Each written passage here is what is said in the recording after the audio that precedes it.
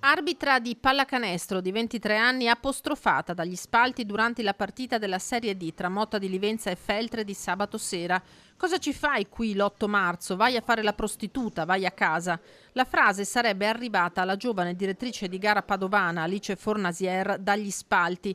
L'ipotesi è quella che l'abbia pronunciata la mamma di uno dei giocatori in campo, ma solo il referto stilato dall'arbitra potrà confermare parole e circostanza, visto che i referenti del Motta, presenti al palazzetto, spiegano di non aver sentito nulla.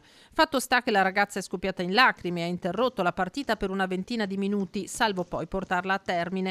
L'episodio ha suscitato clamore e reazioni a livello locale e nazionale. Ferma condanna innanzitutto dal basket Motta, che solo pochi giorni fa aveva presentato la campagna di educazione al tifo avviata in questa stagione, una maglietta da far indossare ai propri atleti quando arbitrano, con l'eloquente interrogativo: se fossi tuo figlio mi urleresti contro? Ed ecco il fattaccio, la presunta frase sessista proprio il giorno della festa della donna. Intanto è da appurare, perché prima di colpevolizzare una persona va individuata. Se fosse così, sicuramente noi del direttivo della Pallacanestro Motta prenderemo dei provvedimenti nei confronti della persona. Si è fatto avanti qualcuno?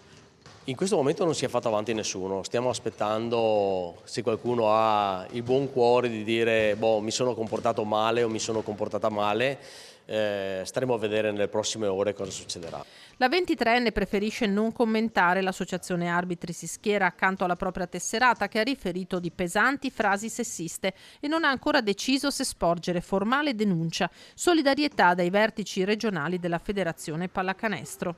Dispiace che nel 2025 ci troviamo ancora a dover condannare alcuni gesti.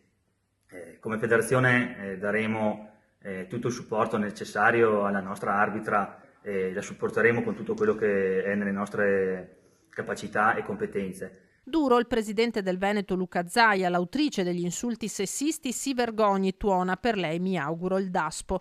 Dell'incontro esiste anche una registrazione che potrebbe essere visionata in caso di contenzioso. Sarà il giudice sportivo a valutare in settimana, partendo innanzitutto dal contenuto del referto arbitrale e a prendere quindi eventuali provvedimenti.